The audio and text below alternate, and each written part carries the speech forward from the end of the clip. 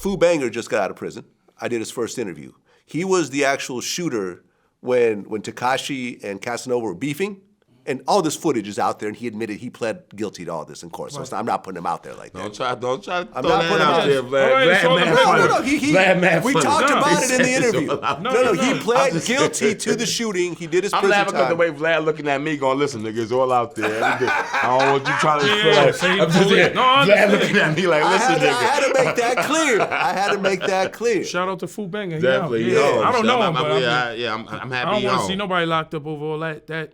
When you look at the 6ix9ine shit, like, I'm just it was kind of crazy because that was like the fastest indictment ever. Well, didn't you have a song with Tekashi at one point?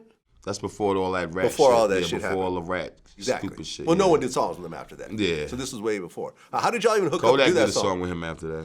Yeah, you're right. Yeah. Right. And you gotta remember, you trying to throw a low blow. No, look. No, what I'm saying is when he did it, even Casanova was on that record. Yeah, free Casanova. Yeah, it was you, Casanova, and Tekashi. Get the strap. Yeah, that was Get the Strap. So he didn't have... the 50 term. Okay. Yeah, so he didn't have that really on his jacket. Well, 50 was fucking with him back then, too, with Tekashi.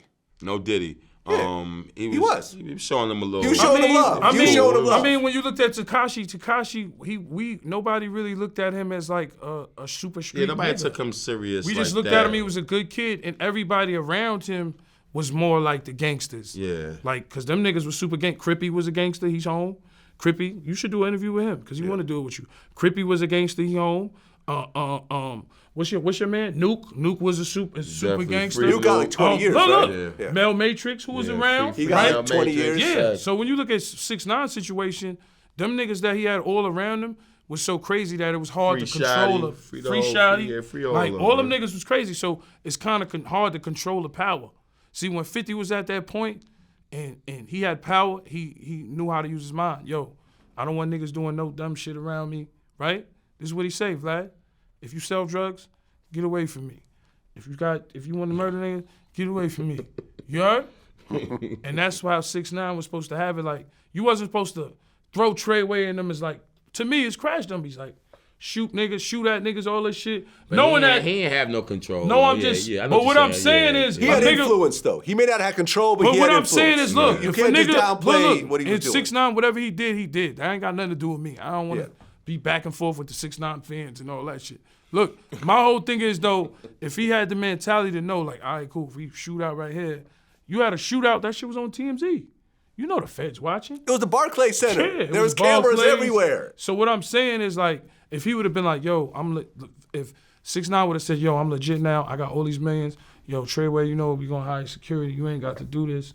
Know what I mean? Because at the end of the way, Treyway, Mel Matrix and them niggas got kids and families and all that. So all I'm saying is when you have money, like a Diddy, or another nigga, you gotta learn how to use your mind right, because you know the feds is watching.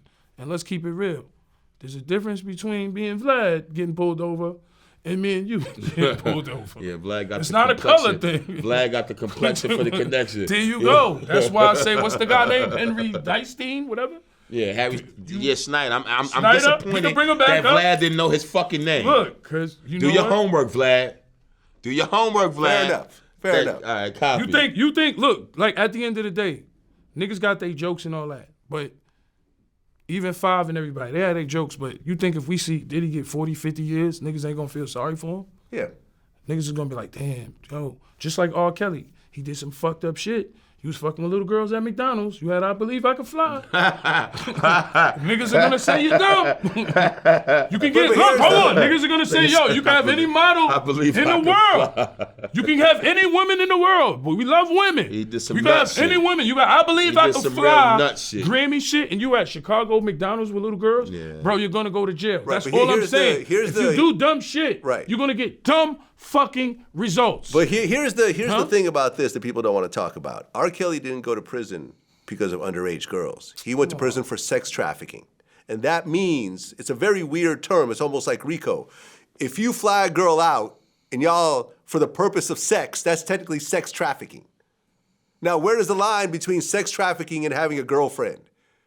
or having a girl you dating. Where is that line? Yo, look, when you make We've girls, all flown women out and had sex with them afterwards. Okay, right? whatever. Am I right? I don't want to say Listen, anything. we've all flown girls out that we fucking with. Yeah, look, but what I'm saying, but it's not sex trafficking. But this is how these dudes get hemmed up. That's what they doing with that shit. That's what they do. That's what Diddy's allegedly being charged with. Vlad, you're fucking wrong. Let's keep it real. Okay. Back in the days, now let's keep it real. This is how fucked up shit was back then. Think about it. The R. Kelly sex tape was on every bootlegger. Just like you get a G-Unit tape, the R. Kelly sex tape. Yeah, he was found not guilty in that case, though. Now look. In that case, he was found not guilty. You're not letting me talk, Vlad. You're not letting me talk. My bad. The R. Kelly, Vlad shit, back in the days, that shit was on every bootleg table in New York the R. City. Kelly, Vlad shit. What? I mean, the R. Kelly. Hold on. Damn, whoa. Hold on. No, there was no R. Kelly, Vlad shit. R. Kelly, I listen. interviewed him in prison once. No, the That's R. it. That's Kelly, the R. Kelly, look, the Vlad R. shit. Kelly bootleg tape. Okay. It was Say on that. back in the days. That was one of my DVDs. Every bootlegger had that there with every else kind of music and everything that was there. Yeah. Everybody knew that was R. Kelly. Yeah. Off the rip. Everybody in the hood, man, R. Kelly OD'ing. R. Kelly OD'ing. This is a mentality, right? How many R. Kellys you seen in the hood? How many niggas you seen be 40 years old, 50 years old and mess with a girl that was in back in the days when we was high school, it'd be you in the 9th grade, older nigga, come up in the car. So it's the mentality you see sometimes in the hood. Yeah. You know what I'm saying? But what he was doing, you're on a whole nother level. You was peeing on chicks, you was listen, look, all that shit was documented. When you have bread, yes, you're gonna be the target. And if you're the black man, yes, you're gonna be a target. If you the Harvey Weinstein was on Rikers Island, he's a white man. So for all the women that he so-called had on a Hollywood couch, supposedly, that nigga was on Rikers Island eating the slop and the dirty Kool-Aid, you pour on the floor, and he stayed there and all that. He was drinking all that. Yeah. They had him on Rikers. Epstein, come on. Pedophile Island, they finished him.